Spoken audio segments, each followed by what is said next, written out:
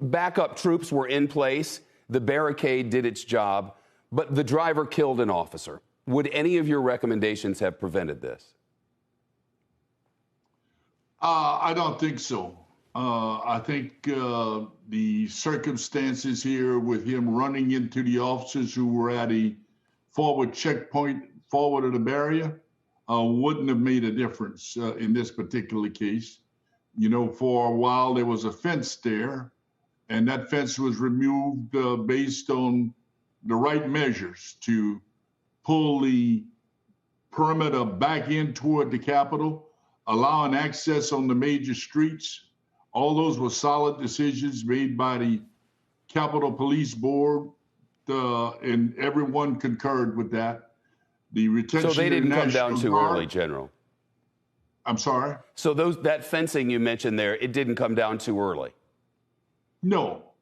It was based on a solid assessment of what's needed. That fence went up to help control things after 1/6 and before the inauguration. Mm-hmm. The inauguration has long been over with, and proper measures were taken to make sure we had enough Capitol Police, as well as the National Guard was requested to remain in town because the Capitol still need to be secured. Some of it has been damaged. The Capitol Police are 233 officers short. And based on known threats, I think the transition we got to make here now is that an understanding that the Capitol is a threat 24/7. It's a target 24/7, I'm sorry. And it's not just based on things that the members read in the SCIF, the secure room they go to, that any time of the day, 24/7, the Capitol could be attacked. And it could be domestic, it could be foreign. As this case, as you described earlier, the status of this young man who came there and took a life and lost his own life. Those things, we have to be prepared. The Capitol Police did a superb job. They lost one of their members. I live full condolence. I got to know many of them. And it was like a union member that I served with after being there 6 weeks and hearing the loss of Officer Evans and seeing the pain that Chief Pittman and her team is going through having to deal with this. And you know what? They still have to secure that Capitol tonight. They don't get to take a day off. Of course. They'll be there at 1 o'clock tomorrow morning, at 3 o'clock tomorrow morning. And if somebody show up, they're going to stop them.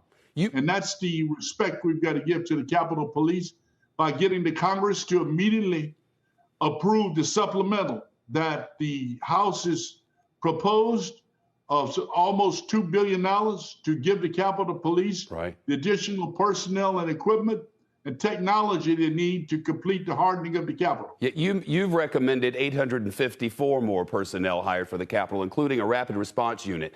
Right now, the troops that are there are scheduled to be in position until the middle of next month. Question now, should their deployment be extended unless and until the Congress takes action on your recommendations?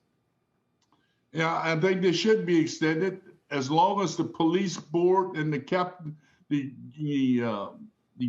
commander of the Capitol Police think they need them. Look, Shep, after 9/11, we left 250 National Guardsmen at the Capitol for 2 years. Never an argument. Nobody argued that point because the Capitol was known to be a target had it not been for some patriots who took that plane down before we got there. 250 guardsmen stayed there for 2 years out of the D.C. Guard, who normally has that mission. It is time that we recognize we need this immediate response force, which was in the Capitol. And when they leave, we need a quick reaction force that can back up the Capitol Police. Many people say that can be done by local law enforcement.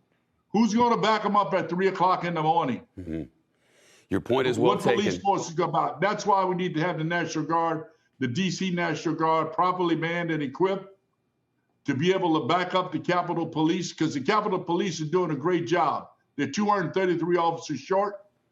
That just didn't happen. Last year, they didn't have a class because of the COVID, and it's hard to recruit police officers. They need the funding in the supplemental to have an extended recruiting and incentive program Well, to bring more officers in. It's on the Congress now. We'll watch, wait, and hold them accountable. General Honoré, as always, thank you. Shepard Smith here. Thanks for watching CNBC on YouTube.